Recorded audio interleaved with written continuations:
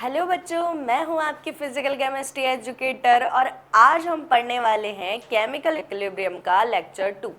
हमने कल तक बात करी थी कि इक्विलिब्रियम कांस्टेंट क्या होता है। दो टाइप के थे, एक KC and KP, concentration based and partial pressure based. तो इसी के हम आगे क्वेश्चन और उसी को हम थोड़ा डिटेल में पढ़ने वाले हैं आगे।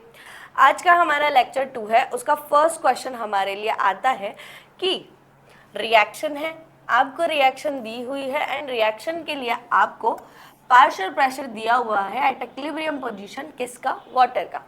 आपको क्या फाइंड करना है? केपी फाइंड करना है। तो प्यारे बच्चों, अगर आपने कल का लेक्चर अच्छे से पढ़ा है और आप उसको आज भी पढ़कर आए हैं तो आपको याद होगा कि केपी का जो फॉर्मूला होता है वो क्या होता है। केपी का फॉर्मूला होता है आपका जो पार्शियल प्रेशर होता है आपके प्रोडक्ट्स का, उसकी अब कंसंट्रेशन नहीं आती है। जो केपी का फॉर्मूला है उसमें क्या आएगा? पार्शियल प्रेशर आएगा। किसका? प्रोडक्ट्स का। प्रोडक्ट कौन से? गैसियस प्रोडक्ट्स का। किसी का भी हम लिखेंगे ऐसा नहीं है, ओनली किसका लिखेंगे? गैसियस प्रोडक्ट्स का लिखेंगे। देन पार्शियल प्रेशर आएगा किसका? गैसियस रिएक्टेंट्स का। अब आपने अगर ये फॉर्मूला कल पढ़ा था, याद भी रखा होगा आपने, आपको क्या करना है? सबसे पहले आपको पार्शियल प्रेशर किसका दिया हुआ है? वाटर का दिया हुआ है। क्या आपको यहाँ पर गैसियस फॉर्म में वाटर के अलावा कुछ और दिख रहा है? यहाँ पर बिकॉज H2O ही गैस में है, तो हम जब केपी निकालेंगे तो हमें पार्शियल प्रेशर किसका चाहिए होगा? ओनली वाटर का चाहिए होगा, और वो हमें दिया हुआ है। तो हमने क्या करना है? डायरेक्ट फॉर्मूला पुट करना है। हमें क्या दिया हुआ है? पार्शियल प्रेशर ऑफ वाटर दिया हुआ है। हम जब प्रोडक्ट अपॉन रिएक्टेंट करेंगे तो प्रोडक्ट में दो चीजें हैं, लेकिन दोनों कैसी है? एक सॉलिड एक गैस है। रिएक्टेंट की बात करें तो पूरा ही सॉलिड है, तो हम ओनली गैस को लेते हैं, तो हम क्या लेंगे? Partial pressure of water at equilibrium position, and जो भी स्टाइकियोमेट्री होती है वो उसके पावर में लगा दी जाती है। जो भी स्टाइकियोमेट्री हो वो लगाएंगे। तो इसकी वाटर की स्टाइकियोमेट्री आपको क्या दिख रही है? 5 दिख रही है प्यारे बच्चों। तो आपने क्या करना है? यहाँ पर इसकी वैल्यू पुट करना है, पावर में 5 लगा देना है, 10⁻⁻⁵ ATM आपका क्या आ चुका है? केपी की वैल्यू आ चुकी है। क्या आपको समझ आया प्यारे बच्चों? नेक्स्ट हम बात करते हैं हमारे नेक्स्ट क्वेश्चन की, जो क्या कह रहा है कि रिएक्शन है, रिएक्शन में N2O4 है, गैसियस फॉर्म में है, ठीक है। क्या बना रहे हैं? इक्विलिब्रियम में है विद 2NO2, वो भी किस में है? गैसियस फॉर्म में है। हमें क्या दिया हुआ है? इक्विलिब्रियम पोजीशन पे PT दिया हुआ है, मींस टोटल प्रेशर दिया हुआ है। आपको क्या है? रिएक्शन लिखनी है पहले। N2O4 equilibrium with 2NO2, both are gases. तो आपको दोनों की कंसंट्रेशन, अगर केसी निकालना है तो और केपी निकालना है तो दोनों के पार्शियल प्रेशर आपके पास होने चाहिए। अब आप क्या देखेंगे कि आपको पीटी दिया हुआ है, जो भी दिया हुआ है हम इधर लिख लेते हैं। पीटी क्या होता है? आपका टोटल प्रेशर होता है, वो कितना है? 10 ATM है प्यारे बच्चों। आपको क्या दिया हुआ है? पार्शियल प्रेशर दिया हुआ है 6 ATM, किसका? NO2 का, एट इक्विलिब्रियम पोजीशन। NO2 का अगर आपको पार्शियल प्रेशर 6 ATM दिया हुआ है, टोटल प्रेशर आपको अगर 10 ATM दिया हुआ है, तो अगर आप N2O5 का पार्शियल प्रेशर एट इक्विलिब्रियम निकालेंगे तो वो क्या हो जाएगा? टोटल -6, बिकॉज इसके अलावा कोई और गैसेस यहाँ प्रेजेंट नहीं है। तो अगर इसका 6 है तो बचा हुआ इसका होगा। तो 10 - 6 यानी कि 4 ATM आपका पार्शियल प्रेशर आया, किसका? N2O4 का। तो ये क्या हो गया? 4 ATM हो गया प्यारे बच्चों। अब हम बात करते हैं किसकी? ये तो आपके क्या निकले? पार्शियल प्रेशर्स निकले। अब आपको क्या फाइंड करना है? केपी फाइंड करना है। केपी आप कैसे निकालेंगे? प्रोडक्ट का पार्शियल प्रेशर और पावर में उसका स्टाइकियोमेट्री, यानी कि पार्शियल प्रेशर ऑफ NO2 और उसकी पावर में स्टाइकियोमेट्री मीन्स 2। N2O4, और क्योंकि इसकी स्टाइकियोमेट्री आपको 1 दे हुई है तो 1 लिख दो। अब ये क्या है, ये पार्शियल प्रेशर है, पार्शियल प्रेशर P(N2O4), ठीक है। अब इसकी वैल्यू अगर आप पुट करेंगे तो अगर इसकी वैल्यू की बात करें तो 6 का स्क्वायर, इसकी वैल्यू आपकी आई 4 की पावर 1, 6 का स्क्वायर आपका होता है 36/4, 4 9 जा 36, तो 9 ATM आपका आंसर आ गया। और यहाँ पर ऑप्शन 2 आपका आंसर आ चुका है। ठीक है प्यारे बच्चों, नेक्स्ट हम बात करते हैं हमारे नेक्स्ट क्वेश्चन की, जो हमसे क्या कह रहा है, for reaction SO2 plus half O2, ये आपको रिएक्शन दी हुई है, इस पे आपको मोल्स दिए हुए हैं। अब आपको इतना तो पता होना चाहिए कि आप इतनी रिएक्शंस पढ़ चुके हैं, तो ये सभी क्या है, गैसियस है, ठीक है। अगर वो नहीं भी देता है तो वो कब नहीं देगा, जब आपको पता नहीं होगा। जब आपको पता है तो वो तो रिएक्शन डायरेक्ट लिख के देखा, जनरल जो बात है वो थोड़ी बताता फिरेगा। एग्जामिनर आपकी पूरी नॉलेज का फायदा उठाएगा। अब आपको क्या दिए हुए हैं, मोल्स दिए हुए हैं प्यारे बच्चों, मोल्स मोल्स मोल्स मोल्स किसके हैं, पहले SO2 के। अब आपको डायरेक्ट दे दिए हैं कि रेस्पेक्टिवली मोल्स हैं 1 2 1 एंड 4, ठीक है। अब आपको क्या दिया हुआ है, वॉल्यूम दिया हुआ है कंटेनर का आपको 4 लीटर, एंड आपको केसी निकालना है। केसी निकालना है तो आपको क्या निकालना होगा, कंसंट्रेशन निकालनी होगी। कंसंट्रेशन की अगर आप बात कर दें तो कंसंट्रेशन आपकी होती है मोल अपॉन वॉल्यूम। तो जो भी मोल दिए हुए हैं उसमें वॉल्यूम का डिवाइड कर दो प्यारे बच्चों, जो आपका आएगा वो आपका क्या आया, कंसंट्रेशन आया, क्या आई, हाफ 1/4 एंड 1। हमें क्या निकालना है, केसी निकालना है प्यारे बच्चों, और केसी का फॉर्मूला होता है प्रोडक्ट के जो भी कंसंट्रेशन है वो जो भी गैसियस है, और उसके ऊपर उसकी स्टाइकियोमेट्री आनी चाहिए। अपॉन में रिएक्टेंट लेते हैं, रिएक्टेंट की कंसंट्रेशन, और पावर में उसकी स्टाइकियोमेट्री आनी चाहिए, ठीक है। हमने क्या किया, SO2 की कंसंट्रेशन, सॉरी SO3 की कंसंट्रेशन पावर में 1, इधर आप बात करें O2 की कंसंट्रेशन पावर में हाफ, इधर बात करें SO2 की कंसंट्रेशन पावर में 1। अब हम बात करते हैं SO3 की कंसंट्रेशन पे, तो ये 1 है, O2 की पावर हाफ आएगी तो 1/4 की पावर हाफ आ चुकी है। SO2 की बात करें तो हाफ ही है और हाफ की पावर 1 आ चुकी है। अब आप क्या करें, इसको सॉल्व करें, सॉल्व करेंगे तो आपका 1 पावर हाफ मीन्स रूट की बात करेंगे तो 1/4 का रूट 1/2 इंटू ये भी 1/2, आप मल्टीप्लाई करेंगे तो 1/1/4। जब ये पलट के ऊपर जाएगा तो आपका आंसर आ चुका है 4 मोल पर लीटर। अब जो आपके इधर वाला भी क्वेश्चन था एंड वो भी था, तो Kp और Kc के एक और फॉर्मूला होता है, जो मतलब ऐसे आपको लर्न होना चाहिए डायरेक्ट भी, अगर आपको डायरेक्ट Kp Kc निकालना है तो।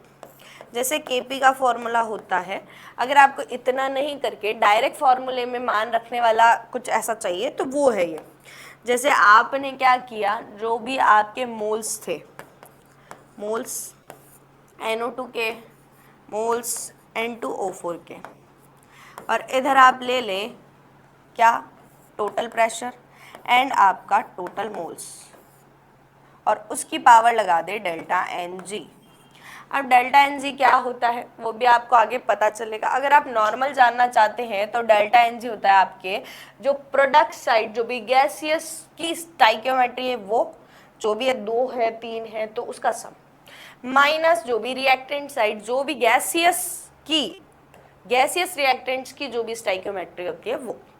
अब आप Kc की बात करें तो Kc का भी ऐसे ही फॉर्मूला होता है जो इम्पोर्टेंट होता है।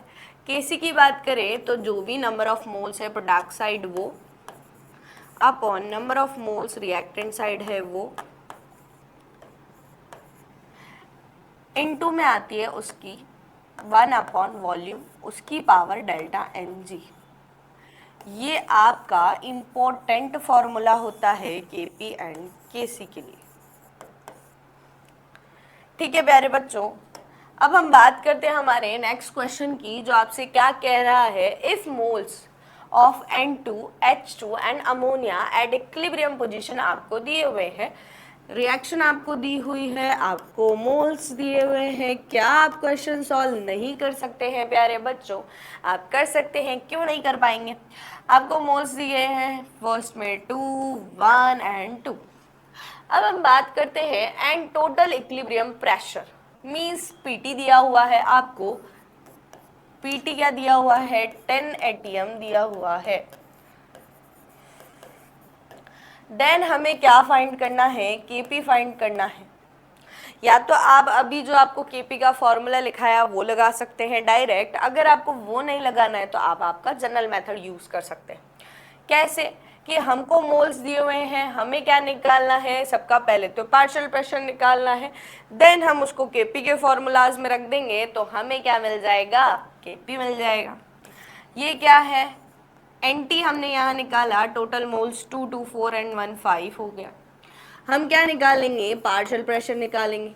पार्शियल प्रेशर की बात करें तो पार्शियल प्रेशर का फॉर्मूला क्या होता है? आपका मोल फ्रैक्शन इनटू पीटी होता है।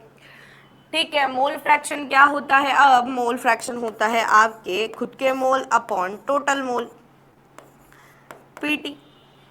तो हम क्या करेंगे? इसी फॉर्मूला का यूज करते हुए यहाँ पर पार्शियल प्रेशर निकालेंगे। ठीक है प्यारे बच्चों, हमने पार्शियल प्रेशर निकालना है मोल्स किसके? जिसका भी निकाल रहे हैं तो N2 का निकाल रहे हैं तो N2 के moles, total moles 5, total pressure 10। H2 की बात करें आप, थोड़ा इधर इसको 2/5 इंटू 10, इधर बात करें 1/5 इंटू 10 और 2/5 इंटू 10। फॉर्मूला लगाने से क्या होता है? ये हम क्या करें, अलग अलग सेम ही चीज़ को सॉल्व करें। फॉर्मूले में ये एक जगह आ जाती है तो डायरेक्ट आंसर आ जाता है। 2/5, 5 टू जा 10, 4 आंसर। यहाँ पर 2 आंसर, 2, 4 आंसर। ठीक है, अब आपके ये क्या आ चुके हैं? पार्शियल प्रेशर आ चुके हैं, तो आप केपी निकाल सकते हैं। केपी कैसे निकालेंगे? कि आपने क्या करना है? प्रोडक्ट अपॉन रिएक्टेंट के पार्शियल प्रेशर लिखने हैं एंड उसकी स्टोइकियोमेट्री को उसकी पावर में लगा देना है। ठीक है प्यारे बच्चों, हमने क्या लिया? अमोनिया का पार्शियल प्रेशर डायरेक्ट लिख देती हूँ। अब तो समझ ही गए होंगे। अमोनिया का पार्शियल प्रेशर आपको 4 है, 4 की पावर 2 है, जो भी स्टोइकियोमेट्री है। अपॉन रिएक्टेंट साइड आपका H2 है, H2 की क्या है? 2 है पार्शियल प्रेशर, स्टोइकियोमेट्री 3 है। उसके बाद आपके N2 का पार्शियल प्रेशर 4 है एंड उसकी स्टोइकियोमेट्री 1 है प्यारे बच्चों। इसको सॉल्व करेंगे, 4 का जो स्क्वायर है वो 16 होता है, 2 का क्यूब 8 होता है, 4 आ गया है, 4 2 जा,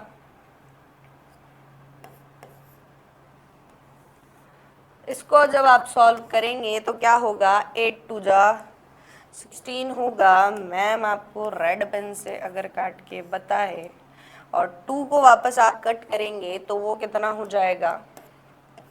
2 हो जाएगा। तो आपका आंसर क्या आ चुका है? हाफ आ चुका है। Half means 0.5।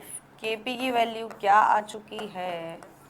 0.5 आ चुकी है और केपी इसमें लिखते हैं, एटीएम में लिखते हैं। ठीक है प्यारे बच्चों, नेक्स्ट चलते हैं हमारे नेक्स्ट क्वेश्चन की ओर, जो क्या कहता है आपसे, इफ एट इक्विलिब्रियम पीटी की वैल्यू अगर 5 एटीएम आपको दी हुई है और XCO2 आपको दिया हुआ है तो क्या आप केपी निकाल सकते हैं? अरे भाई क्यों नहीं निकाल सकते? केपी निकालने के लिए क्या चाहिए आपको? जो भी गैसियस फॉर्म में, अब ये सॉलिड आ गया तो इसको तो काट दो, कोई मतलब नहीं है इसका। गैस गैस में दिए हुए हैं उनका मतलब है क्या दिया हुआ है आपको निकालना केपी है, तो आपको प्रोडक्ट के जो भी है गैसियस एटम उनकी क्या चाहिए होगी? पार्शियल प्रेशर चाहिए होगा। लेकिन आपको क्या दिया हुआ है? एक तो पी टोटल दिया हुआ है और एक आपको क्या दिया हुआ है? CO2 का मोल फ्रैक्शन दिया हुआ है। आपने क्या करना है? CO2 का पार्शियल प्रेशर निकालना है, जो क्या होता है? Mole fraction of CO2 into PT होता है। अब मोल फ्रैक्शन कितना? 0.2, टोटल प्रेशर कितना? 5 ATM, 5 2 जा 10 मीन्स 1.0 यानी कि 1 ATM। ATM ATM. ठीक है प्यारे बच्चों, ये क्या निकला आपका CO2 का पार्शियल प्रेशर निकल चुका है। CO2 का पार्शियल प्रेशर अगर 1 atm हमने लिखा तो बचा हुआ कितना होगा, बचा हुआ किसका होगा, दूसरे वाले का होगा। ये अगर आपने 5 atm लिखा है तो क्या होगा, ये अगर आपने 1 लिखा है, ये क्या है आपके पार्शियल प्रेशर है। 1 atm अगर इसका है, टोटल आपका 5 है, तो 5 - 1 4 atm किसका होगा, CO का होगा। आपने निकालना क्या है, Kp निकालना है, Kp प्रोडक्ट के अपॉन रिएक्टेंट के क्या, पार्शियल प्रेशर। तो CO2 का पार्शियल प्रेशर आपको 4 है, उसकी स्टाइकियोमेट्री 2 है। उसके बाद में रिएक्टेंट्स की बात करें तो CO2 है, CO2 की 1 है, 1 की पावर 1 है, यानी कि 4 का स्क्वायर मीन्स 16 आपका आंसर है। ठीक है प्यारे बच्चों, 16 ADM। ये क्या आया आपका, पार्शियल प्रेशर आया, सॉरी इक्विलिब्रियम कांस्टेंट आया, Kp की वैल्यू आई। ठीक है, अब चलते हैं हमारे नेक्स्ट टॉपिक की ओर, जो क्या कहता है आपसे कि relationship between Kp and Kc। तो Kp एंड Kc में क्या रिलेशनशिप होता है, तो Kp एंड Kc क्या थे, हमारे इक्विलिब्रियम कांस्टेंट थे। तो इनके बीच में हमने क्या किया, consider a reversible homogeneous gaseous chemical reaction. Means ये रिएक्शन गैसियस, सभी इसमें क्या है, गैसियस है। आपने क्या है, आपका जो रिलेशनशिप होता है वो क्या होता है, Kp = Kc RT की पावर डेल्टा Ng। ये आपका क्या है, रिलेशनशिप होता है किसके बीच में, Kp एंड Kc के बीच में। तो क्या हुआ, अब इस रिलेशनशिप का आपको यूज करना है। अब इसमें आप पूछेंगे कि मैम अब तो बता दो कि डेल्टा Ng होता क्या है। तो डेल्टा Ng आपका ये लिखा हुआ है नीचे कि जो आपके स्टाइकियोमेट्री होती है प्रोडक्ट साइड उनका सम माइनस जो भी आपकी स्टाइकियोमेट्री होती है रिएक्टेंट साइड, लेकिन कौन सी, गैसियस वाली होनी चाहिए। अगर ये मान लो ये अगर सॉलिड में होता तो हम M1 को गायब कर देते, अगर N1 गैस में, ये गैस में है तो लेंगे, लिक्विड में होता तो N1 को गायब कर देते, ऐसे होता है। ठीक है प्यारे बच्चों, जो गैस में नहीं है उसको नहीं लेते हैं, सॉलिड लिक्विड को नहीं लेते हैं, ओनली किसको लेंगे, गैस को लेंगे, उसी की स्टाइकियोमेट्री लेंगे। ठीक है प्यारे बच्चों, अब हम बात करते हैं किसकी, कि R की वैल्यू क्या लेते हैं। तो R हमारा क्या होता है, गैस कांस्टेंट होता है, जो हमारा किससे आता है, PV = nRT से आता है। PV = nRT। यहाँ से जो R की वैल्यू होती है वो आपकी 0.0821 ATM पर मोल पर केल्विन होती है, ATM × लीटर पर मोल पर केल्विन होती है। ये आपके R की वैल्यू है। ठीक है, ये तो आपका रिलेशन हो गया। अब क्या होगा, इनमें भी केस बनते हैं प्यारे बच्चों। केस कैसे बनते हैं, डिफरेंट केसेस है। केस 1 की हम बात करें, किस हिसाब से केस बना रहे हैं हम, डेल्टा Ng की वैल्यू के हिसाब से बना रहे हैं। डेल्टा Ng की वैल्यू पॉजिटिव भी हो सकती है, नेगेटिव भी हो सकती है, एंड फ्रैक्शन में भी हो सकती है, जीरो भी हो सकती है। जब जब डेल्टा Ng की वैल्यू डिफरेंट होगी तब तब Kp एंड Kc में क्या रिलेशन रहेगा, उसी को हम यहाँ पर स्टडी कर रहे हैं। अगर हमारा डेल्टा Ng क्या है, > 0 है, मीन्स पॉजिटिव है। अगर हमारा केस 1 ये बनता है, अगर हमारा डेल्टा Ng पॉजिटिव है तो क्या होगा, तो क्या होगा प्यारे बच्चों, Kp एंड Kc में हमारा रिलेशनशिप क्या है उसको पहले यहाँ लिख लेते हैं, तभी तो आपको कंपेयर करा पाएंगे। Kp = Kc RT delta Ng। अब अगर आपने ये पॉजिटिव वैल्यू रखी है, अगर आप इसको पॉजिटिव रखेंगे तो क्या हो रहा है, Kc में कुछ ना कुछ मल्टीप्लाई हो रहा है, देन Kp बन रहा है। तो आपका Kp कैसा होगा, पॉजिटिव होगा एंड Kc से बड़ा होगा। ठीक है प्यारे बच्चों, उसके बाद हम सेकंड की बात करते हैं, तो हमारा सेकंड केस आता है, क्या कह रहा है कि डेल्टा एन जी क्या है आपका, नेगेटिव है। अब आप वहां पर थिंक करो कि डेल्टा एन जी अगर नेगेटिव होगा तो आपका के पी एंड के सी में से कौन बड़ा होगा, के सी आपका बड़ा होगा। क्यों होगा, क्योंकि अब क्या है कि केपी की जो वैल्यू आ रही है उसमें के सी, अब ये नेगेटिव अगर है तो ये नीचे आ जाएगा आर टी, के सी में कुछ ना कुछ डिवाइड कर रहे हैं तब केपी आ रहा है, तो केपी की वैल्यू के सी से तो कम हो गई, तो यहाँ पर ये रिलेशन आया आपका। इसके बाद हम आते हैं हमारे केस थर्ड पे। केस थर्ड आपसे क्या कहता है कि अगर डेल्टा एन जी की वैल्यू आपकी 0 होती है, अगर डेल्टा एन जी की वैल्यू आपकी 0 होती है तब क्या होगा, के पी इज इक्वल टू के सी होगा। किसी की भी पावर 0 रख दो, आपका आंसर 1 आता है, तो के पी इज इक्वल टू के सी होगा। अब एक आपका बनता है केस 4, जो आपका क्या है, स्पेशल केस है। क्या है, स्पेशल केस है। इसमें क्या किया हमने क्या किया, t की वैल्यू ली, t की वैल्यू किसके बराबर ली, 1/r के बराबर ली। 1/r का मतलब क्या है कि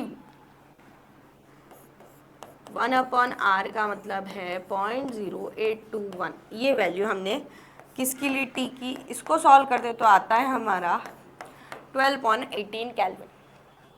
t की वैल्यू जब हम ये लेंगे तब Kp और Kc में क्या होता है, तब Kp एंड Kc क्या आते हैं, तो Kp इज इक्वल टू आपका होता है Kc। उसके बाद आपने क्या रखना है, R into 1/r delta n g. आपका क्या होगा, R से R कट जाएगा, उसके बाद में डेल्टा एन जी की किसी भी वैल्यू पर ये क्या आएंगे, बराबर आएंगे, means Kp is equal to Kc आएगा। ठीक है प्यारे बच्चों, तो हम अगर हमारा टेम्परेचर डायरेक्ट 12.18 केल्विन हमें दिया हुआ होता है तो हम Kp और Kc को आपस में इक्वल कर सकते हैं। ठीक है प्यारे बच्चों, नेक्स्ट चलते हैं किस पे, कि क्वेश्चन क्या हमारा कह रहा है, क्योंकि हमें समझ किससे आता है, क्वेश्चन सॉल्व करने से आता है। तो हमने जो अभी तक पढ़ा उसी के बेस पे क्वेश्चन है कि 2CO3 2SO3 गैस है, उसके बाद में हमें क्या दिया हुआ है, 2SO2 बना रहा है, O2 है, ये आपस में इक्विलिब्रियम में। छोड़ो, हमसे क्या पूछा है कि विच इज करेक्ट। अब हमें सही बताना है तो देखने से डायरेक्ट तो आप बता नहीं सकते हैं कि क्या सही है और क्या गलत है। आपको इसके लिए क्या करना पड़ेगा, डेल्टा एन जी निकालना होगा। डेल्टा एन जी निकाल के आप पता लगा सकते केपी और केसी में क्या रिलेशन है। आपने क्या करना है, डेल्टा एन जी क्या निकला आपका, डेल्टा एन जी क्या होता है, आपके जो भी गैसियस मोल है उनकी जो स्टाइकियोमेट्री है उनका प्रोडक्ट साइड सम माइनस रिएक्टेंट साइड सम। तो 2 और +1 इज इक्वल टू 3 माइनस उधर आपका 2, तो आपका डेल्टा एन जी 1 आया, मीन्स पॉजिटिव आया। तब आपका क्या है, के पी के सी से बड़ा है, मीन्स आपका केस 1 है। के पी अगर के सी से बड़ा है तो जब आप के सी में से के पी को माइनस करेंगे तो नेगेटिव आएगा। ये आपका सही लग रहा है। क्या ये सही हो सकता है, इसमें तो बराबर आ रहे हैं, नहीं हो सकता। के पी और के सी जब आप बड़े में से छोटा कराते तो नेगेटिव तो नहीं आता है, बड़े में से जब छोटी संख्या जाएगी तो पॉजिटिव आएगा। अगर यहाँ पॉजिटिव लिखा होता तो ये सही होता, लेकिन ये भी गलत है। ये आपका सही है, क्यों, क्योंकि छोटी संख्या में से जब बड़ी संख्या जाएगी तो नेगेटिव आना है, सही है। दोनों का सम ये भी गलत है। ठीक है प्यारे बच्चों, नेक्स्ट हम बात करते हैं 4PCl3 आपको गैस दी हुई है, Cl2 गैस है, ये आपस में इक्विलिब्रियम में आपको रिलेशनशिप दिया हुआ है 2Kp is equal to Kc 2Kp is equal to Kc है। अब ये कब पॉसिबल है ये आपको बताना है, या इसके लिए क्या टेम्परेचर होना चाहिए। तो आपने क्या करना है, बिकॉज आप जानते हैं Kp एंड Kc में क्या रिलेशनशिप होता है, आपने वो रिलेशनशिप निकाल देना है। और यहां से क्या निकालना है, आपको T निकालना है, Kp की वैल्यू और Kc की वैल्यू ये तो दी हुई नहीं है, लेकिन हमें रिलेशन दिया हुआ है तो हमने रिलेशन को लगा दिया। उसके बाद इधर क्या दिया हुआ है, आर टी, उसकी power delta n g. Delta n g की वैल्यू तो आप लिख सकते हैं, डेल्टा एन जी आपका क्या आया, गैसेस होने चाहिए 1 माइनस इधर 2, तो डेल्टा एन जी आपका क्या आया, 1 माइनस 2 मीन्स माइनस के 1 आया। यहाँ -1 रखो, केपी से आप क्या कर दें, केपी को कट कर दें। फिर आपका क्या बचा, इधर 1 बचा, इधर ये 2 आया, इधर आपका क्योंकि -1 पावर है तो ये नीचे आ गया। t की वैल्यू निकालनी थी आपने, तो t की वैल्यू आपने t इधर लाया, 2 इधर ले गए, तो 2/r आ गया। r की वैल्यू 2.00821 होती है। 1/0.0821 12.18 समथिंग होता है, तो 2 इंटू 12.18 केल्विन। क्या वैल्यू आनी है, 24.36 केल्विन। ये आपका टेम्परेचर आ चुका है, तो ये आपका आंसर हो चुका है। ठीक है प्यारे बच्चों, थोड़ा टेढ़ा जा रहा है। 2 इंटू 12.18 केल्विन क्या है आपका, 24.36 केल्विन। अब हम बात करते हैं हमारे नेक्स्ट क्वेश्चन की, जो भी केपी केसी के रिलेशनशिप पर ही बेस्ड नहीं है। आपको क्या दिया हुआ है, रिएक्शन दी हुई है, 0 डिग्री सेल्सियस टेम्परेचर दिया हुआ है, केसी दिया हुआ है, फॉरवर्ड रेट कांस्टेंट आपको दिया हुआ है, एंड बैकवर्ड आपसे पूछा है। आप क्या करें, इक्विलिब्रियम कांस्टेंट का फॉर्मूला लगाएं। इक्विलिब्रियम कांस्टेंट आपका होता है क्या, कि फॉरवर्ड अपॉन के बैकवर्ड। इसी को आपने क्या लिख दिया, केसी लिख दिया। केसी की वैल्यू आपको दी हुई है क्या, 0.1 मोल। के फॉरवर्ड की अगर आप बात करें तो आपको के फॉरवर्ड तो दिया हुआ है 2.24 इंटू 10⁻⁻²। के बैकवर्ड आपको फाइंड करना है। अब क्या करेंगे, आपके बैकवर्ड को इधर ले आएंगे, जो फाइंड करना होता है उसको एक साइड लेके जाते हैं और बाकी चीजों को एक साइड रखते हैं। ये क्या हुआ, 2.24 इंटू 10⁻⁻²/0.1।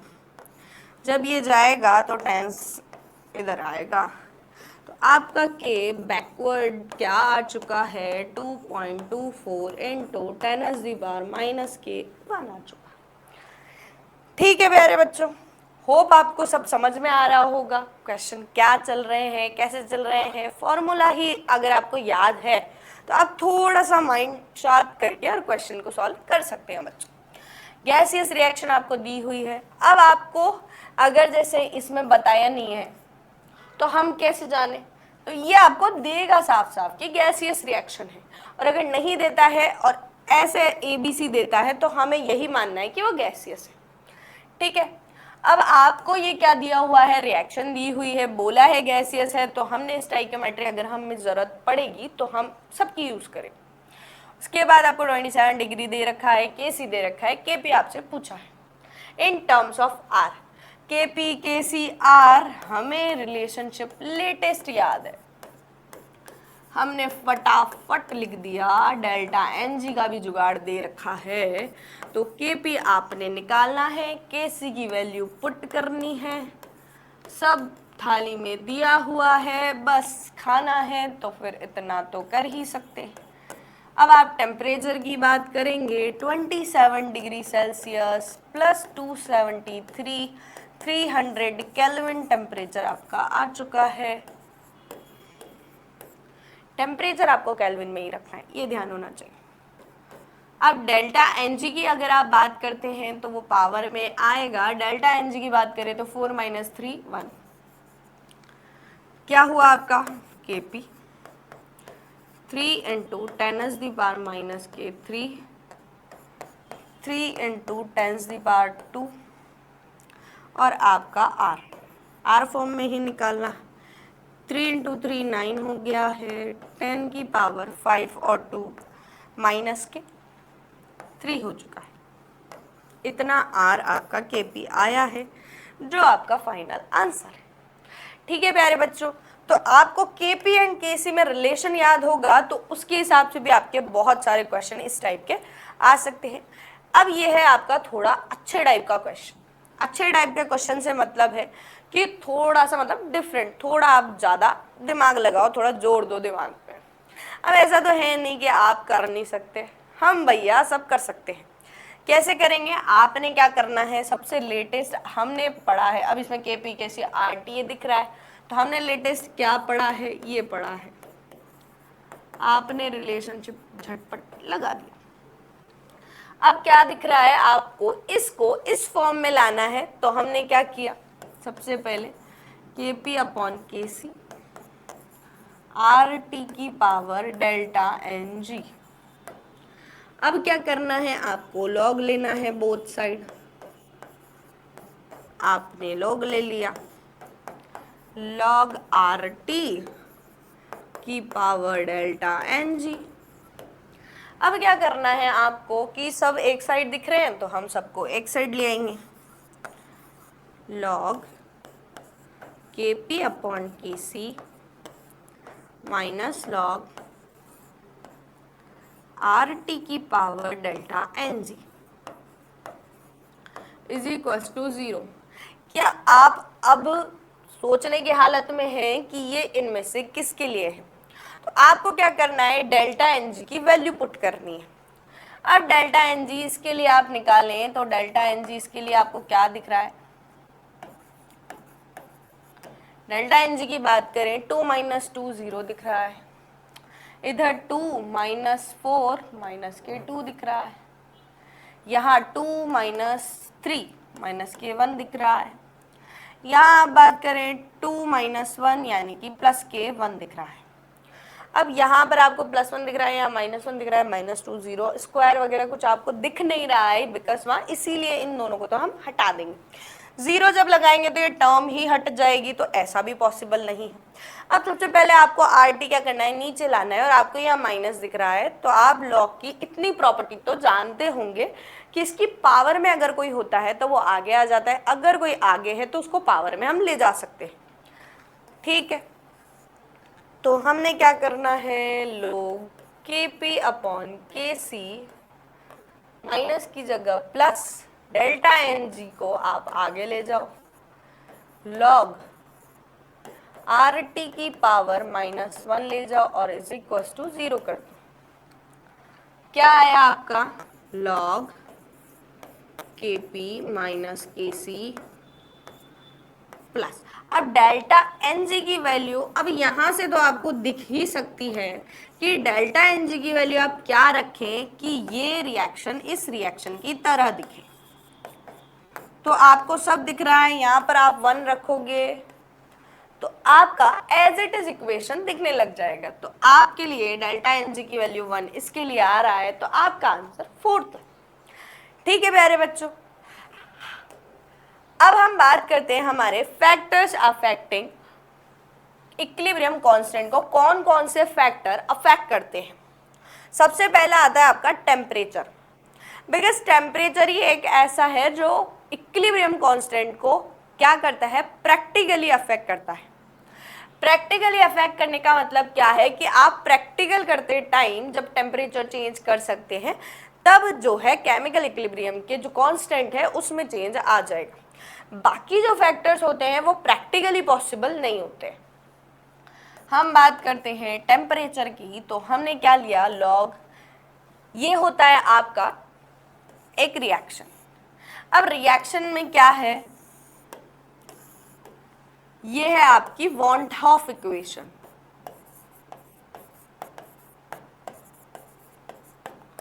वॉन हॉफ इक्वेशन क्या कहती है कि log K2 upon K1 is equal to delta H 2.303 R 1 upon T1 minus 1 upon T2। ये थोड़ी थोड़ी किसकी तरह दिखती है आपको, जो आप काइनेटिक्स में पढ़ते हैं उनकी तरह लगती है, लेकिन यहाँ पर जो K है और वहाँ जो K है उनमें डिफरेंस होता है। ये क्या है, इक्विलिब्रियम कांस्टेंट, वहाँ क्या होते हैं, रेट कांस्टेंट होते हैं।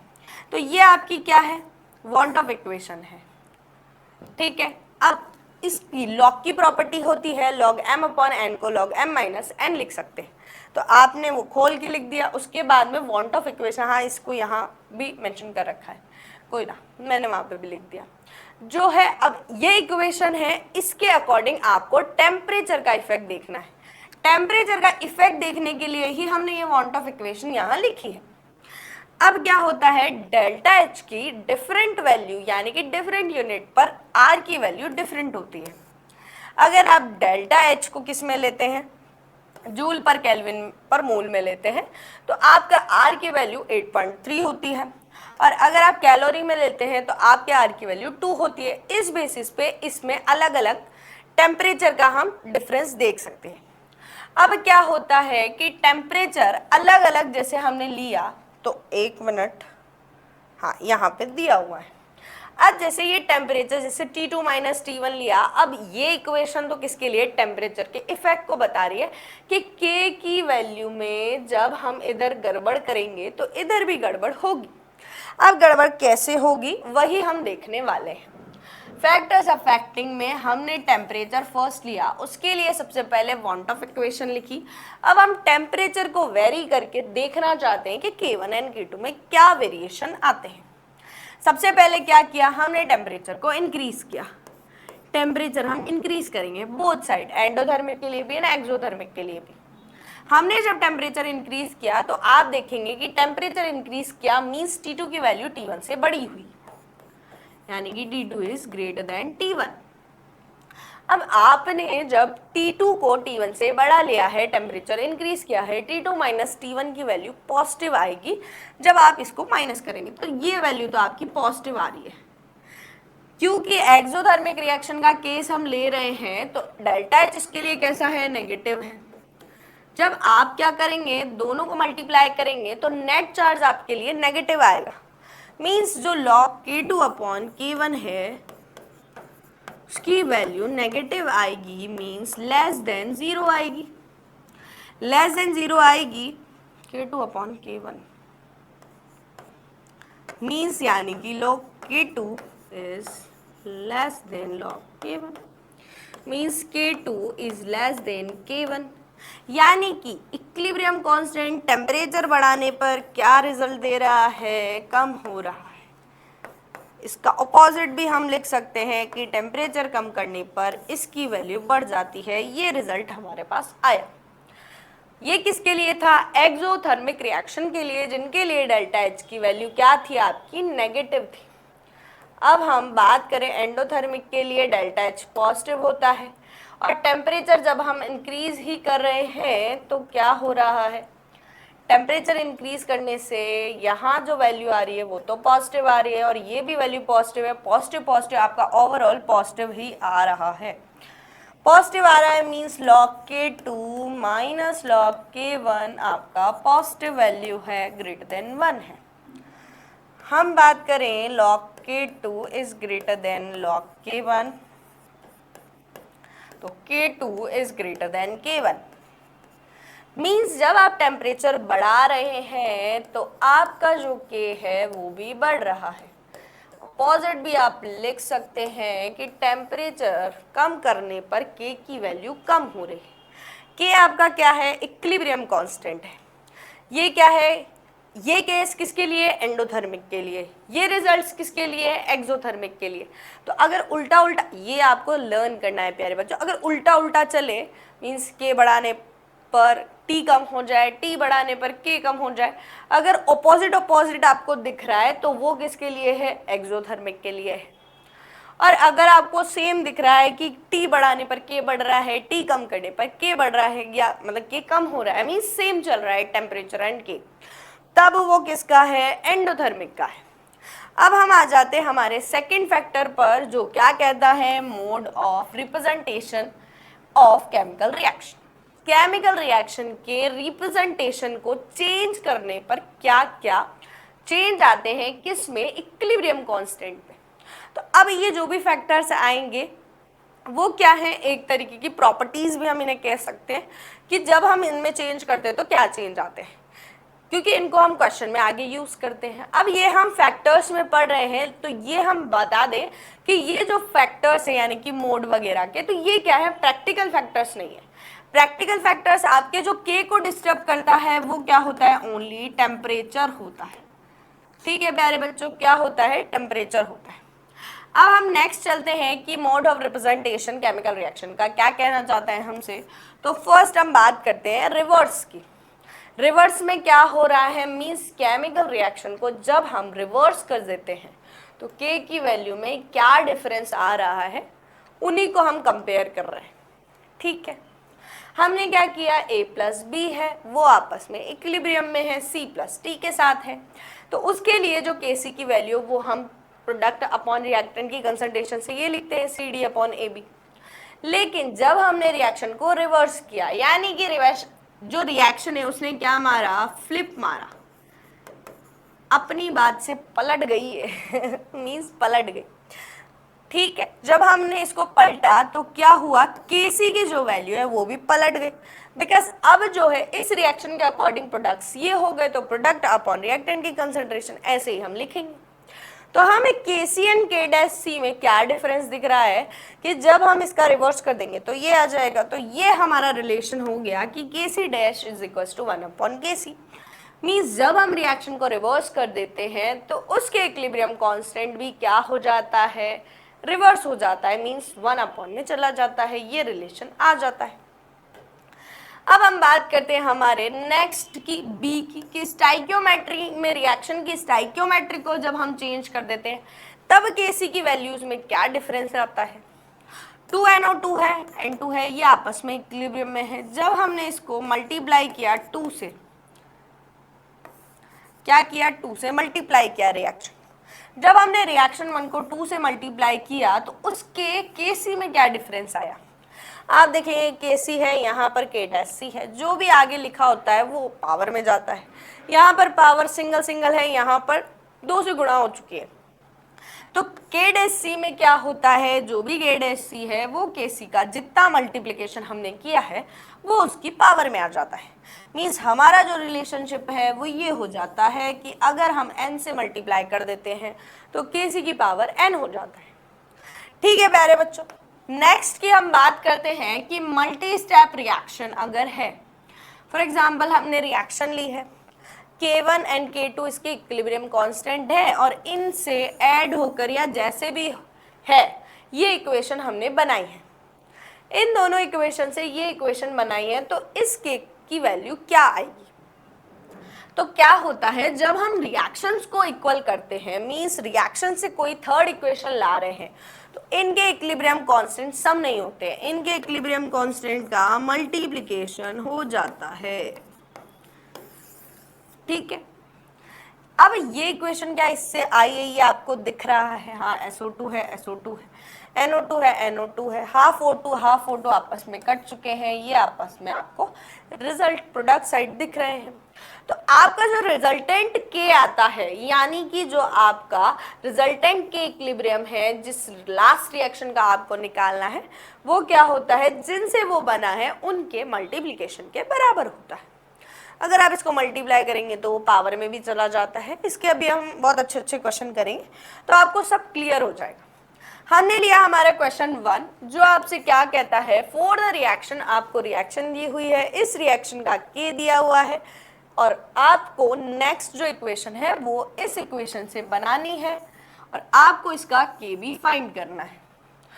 आपने क्या करा, इस रिएक्शन को देखा, इस रिएक्शन से आप ये रिएक्शन आपको लाना है, तो आपको देखने से क्या पता चल रहा है कि 2C दिख रहा है, यहाँ पर आपको C ही दिख रहा है, इधर C आपका रिएक्टेंट साइड है, इधर प्रोडक्ट साइड है, तो इसको क्या करना पड़ेगा, रिवर्स करना पड़ेगा।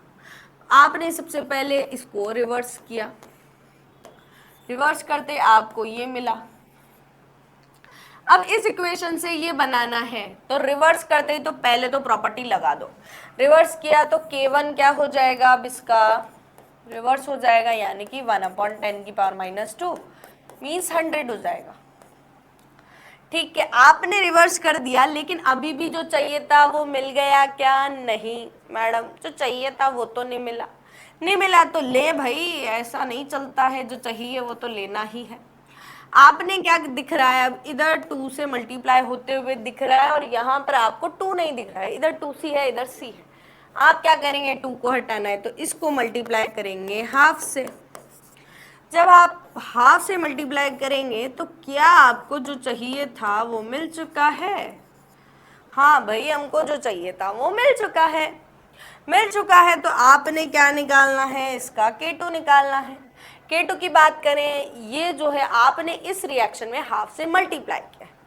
जो आपके सेकंड वाला था उसमें आप देखेंगे कि मल्टीप्लाई करते हैं, जितने से मल्टीप्लाई करते हैं उतना पावर में लगा देते हैं। तो K2 इज इक्वल टू 10 हो चुका है, √100 आपका 10 आंसर।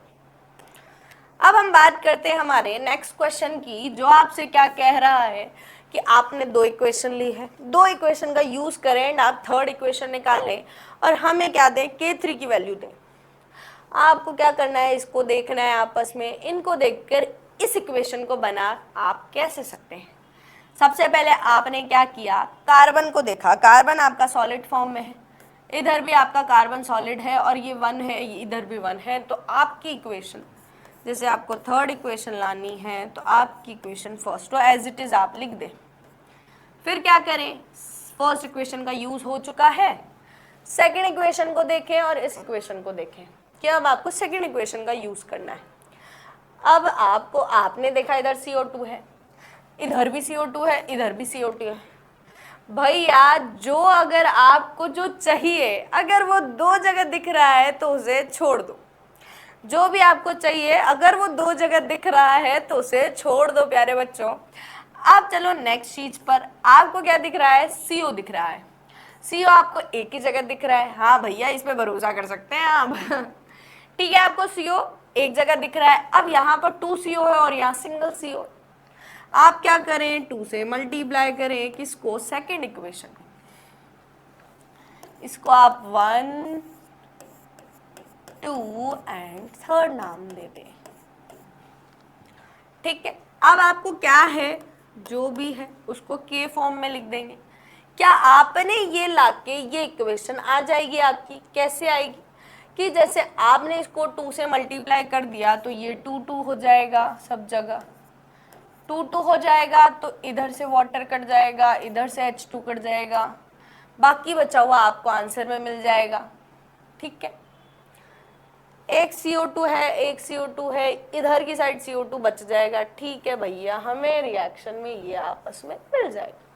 क्या आपने सेकेंड इक्वेशन का भी यूज कर लिया? कर लिया। जो भी जितनी भी इक्वेशन दी होती है उन सभी का यूज करना होता है लास्ट इक्वेशन को बनाने के लिए। अब इसको कन्वर्ट करेंगे K3 K1, अगर इनटू लिखा हुआ है तो उसको आपने, प्लस लिखा हुआ है उसको आपने क्या करना है? इनटू में चेंज करना है, क्योंकि जब इक्वेशंस जुड़ती है आपके के क्या होते हैं? मल्टीप्लाई होते हैं। जो भी आगे लिखा होता है वो पावर में चला जाता है। ठीक है प्यारे बच्चों, अब क्या करना है? आपको बस इसकी वैल्यू लिखनी है और K3 की वैल्यू फाइंड करके बता देनी है। फटाफट कर लेते हैं। 10 की power -2 into K2 is equal to 10 की पावर -4 का स्क्वायर, 10 की पावर -2, 10 की पावर -8, 2 4 जा 8, 10 की पावर -10 आंसर आ चुका है किसका? K3 का। क्या आपको समझ आया बच्चों? होप आपको समझ आया होगा। आया है तो जल्दी जल्दी कमेंट कर दे। फॉर द रिएक्शन, रिएक्शन के लिए आपको क्या दी हुई है? 3 रिएक्शन दी हुई है। 3 रिएक्शन से आपको क्या करना है? अगली रिएक्शन निकालनी है। अब आप इसको देखें एंड इसको देखें कि आपको क्या दिया हुआ है और क्या क्या निकालना है, मीन्स क्या क्या इस रिएक्शन में आ रहा है और ये हम किस किस रिएक्शन से ले सकते हैं। अमोनिया आपको दिख रहा है, अमोनिया आपको दिख रहा है, एक ही जगह दिख रहा है, एक ही जगह दिख रहा है। 2 हैं, 2 ही दिख रहे हैं, लेकिन आपने क्या करना पड़ेगा? फ्लिप करना पड़ेगा, बिकॉज आपको ये रिएक्टेंट साइड चाहिए और अभी ये प्रोडक्ट साइड है। आपको K4 निकालना है। Reaction 1, reaction 2, reaction 3, reaction 4। आपको रिएक्शन 4 निकालनी है, ऐसे नहीं तो ऐसे लिख दो।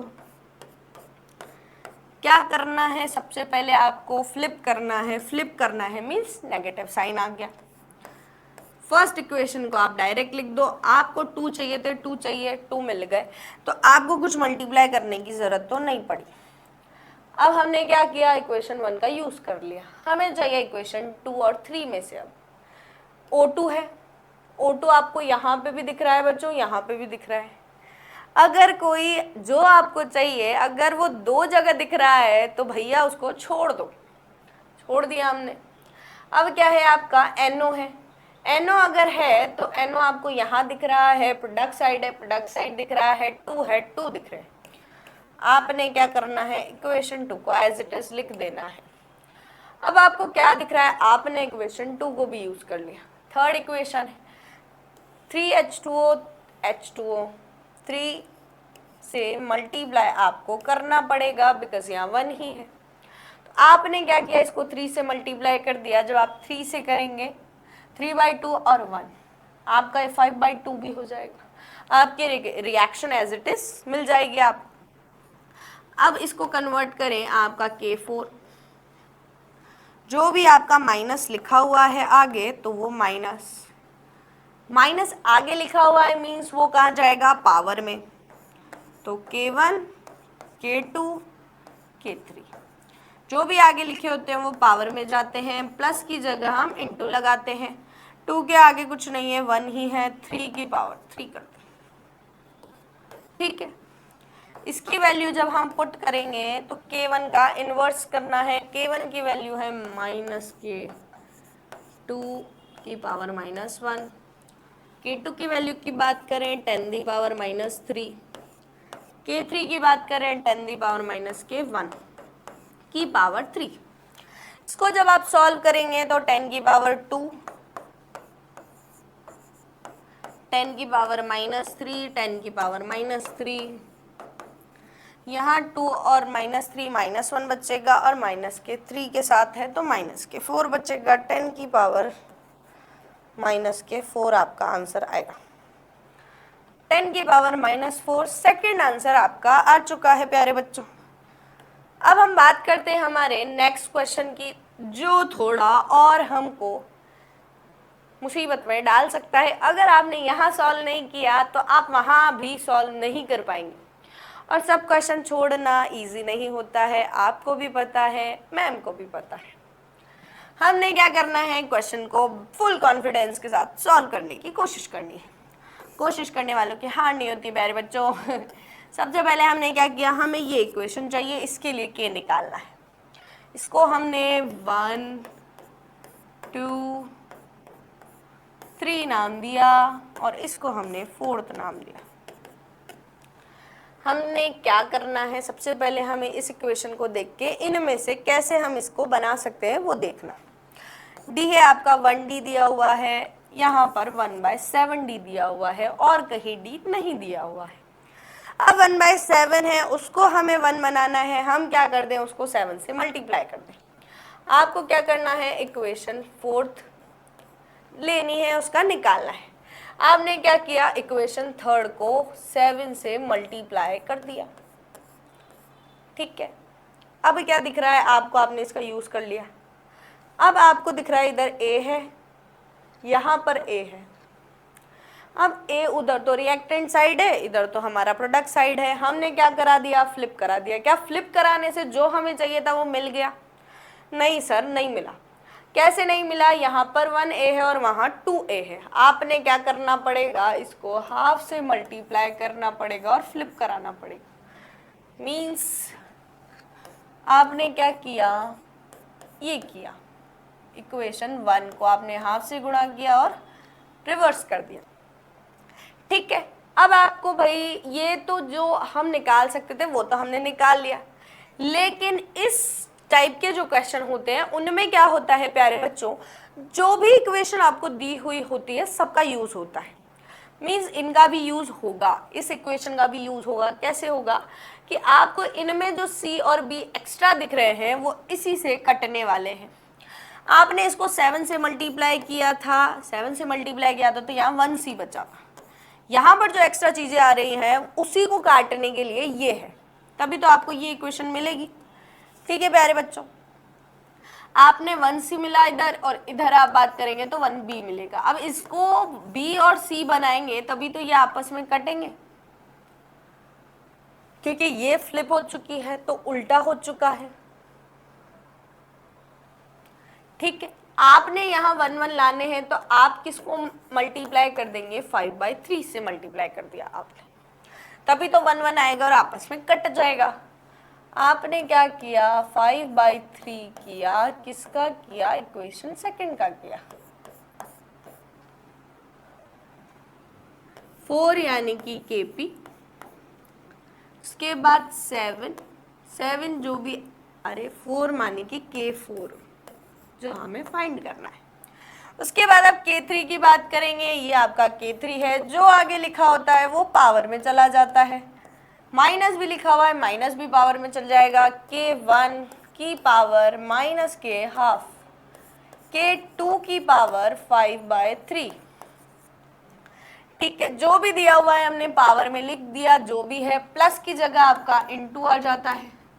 आपको K4 निकालना है, वैल्यू पुट करें आप, सबसे पहले K3 10 की पावर -1 की पावर 7, उसके बाद आपने K2 नहीं K1 10 की पावर -4 माइनस के हाफ, उसके बाद K2 की पावर 10 की पावर -3, उसकी भी पावर 5/3।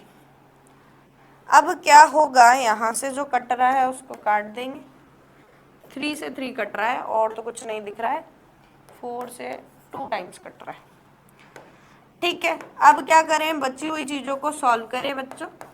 10 की पावर -7 बचा, इधर आप बात करें 10 की पावर -2 बचा, इधर हम बात करें 10 की पावर -5 बचा। आपका क्या आंसर आने वाला है, ये माइनस को मत भूल जाना, -5 बचेगा वहाँ, ये माइनस माइनस प्लस हो चुका है तो यहाँ प्लस रहेगा और यहाँ माइनस रहेगा। ठीक है, क्या आया आपका, 5 में से 2 गए, 3 बचा, 10 की पावर -10 आया। ठीक है ठीक है ठीक है ठीक है, क्या 10 की पावर -10 दिया हुआ है, नहीं दिया हुआ है, तो हमसे कुछ ना कुछ गड़बड़ हुई है। क्या गड़बड़ हुई है, क्या गड़बड़ हुई है, K3 है, K3 को हमने 10 की पावर -1 उसकी पावर 7, K1 है, K1 की पावर -4 की पावर -हाफ आई है। तो आप नीचे ले जाएं इसको, या तो एक बार फिर से पुट करके देख लेते हैं प्यारे बच्चों, कुछ गड़बड़ तो हुई है। K4 है, K3 क्या दिया हुआ है, 10 की पावर -1 दिया हुआ है, उसकी पावर 7 दी हुई है।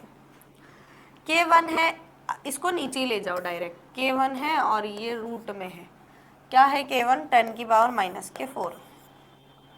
ठीक है, उसके बाद आपको क्या दिया है, K2 दिया हुआ है, K2 10 की पावर -3 और 5/3।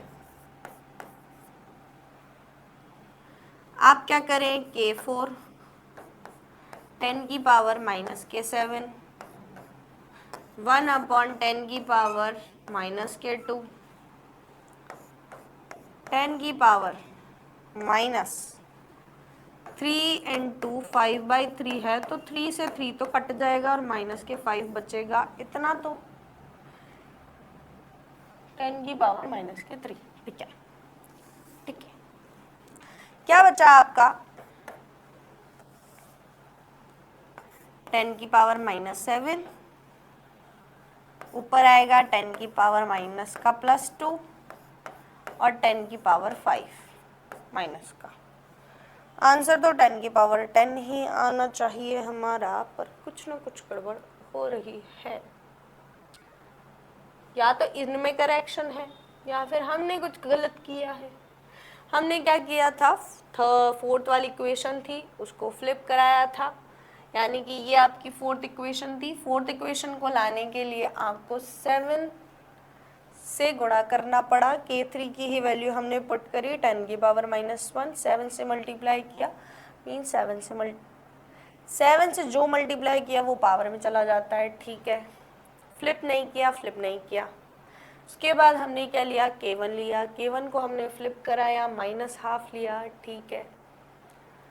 उसके बाद क्या हुआ, k2 है, k2 में हमने 5/3 मल्टीप्लाई किया, वो पावर में चला गया। या तो आपका आंसर गलत है बच्चों या फिर हमारा सोल्यूशन गलत है।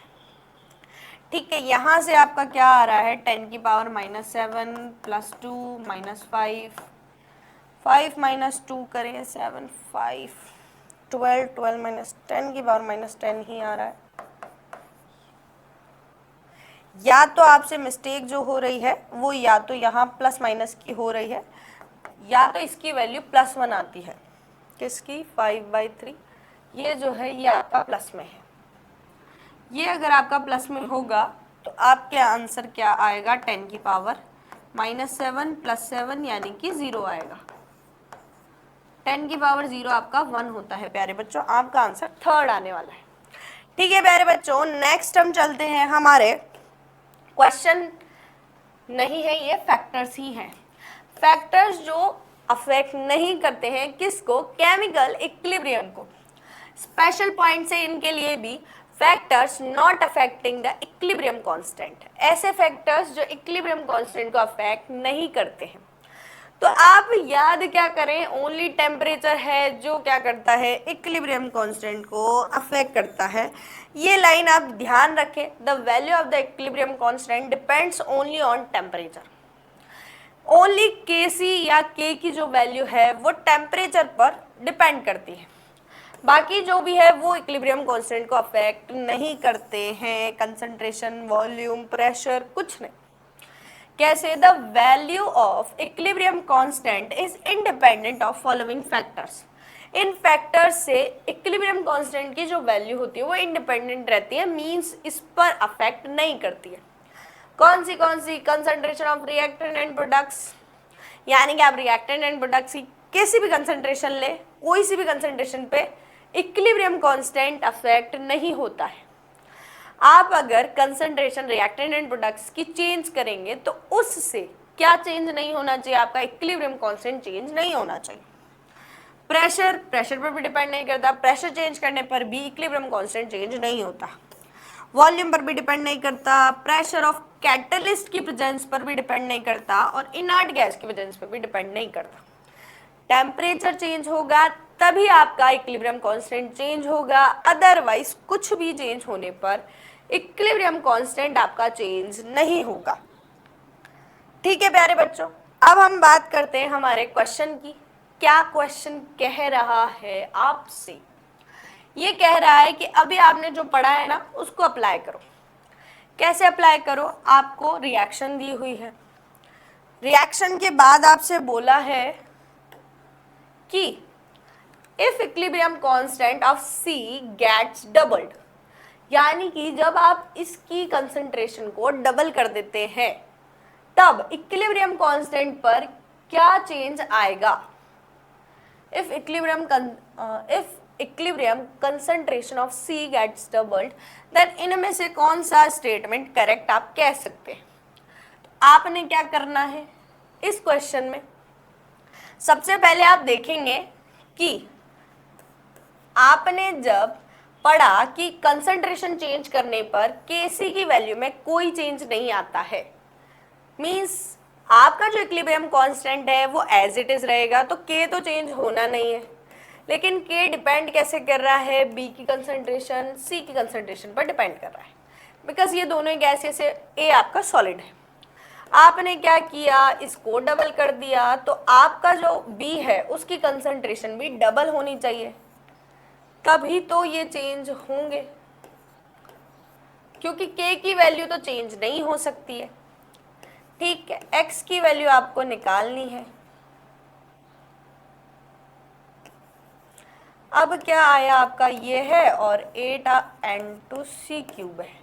आप इसको और इसको कंपेयर करेंगे, ये आपका कट जाएगा, b² भी आपका कट जाएगा, आपके पास क्या बचेगा, 1 = x² + 8, यानी कि x², इधर तो आपका कट गया ना, 0 बचा, तो ये आपका क्या होगा, x² + 8, अरे भाई x की जो वैल्यू आएगी आपके 2√2 आएगी। मीन्स आप क्या कह सकते हैं, b की जो इक्विलिब्रियम है बिकम्स 1/2√2 टाइम्स प्रीवियस वैल्यू की आएगी। ठीक है, आप इसका आंसर ये टिक कर सकते हैं। इसके अलावा जो भी है, क्या केसी 8 टाइम्स बढ़ेगा? केसी तो चेंज ही नहीं होता है। और कोई चेंज होगा? नहीं होगा। क्या ये डबल हो रहा है? नहीं हो रहा है। तो और कोई ऑप्शन इसका सपोर्ट नहीं कर रहे हैं, आप इसी ऑप्शन के साथ जा सकते हैं।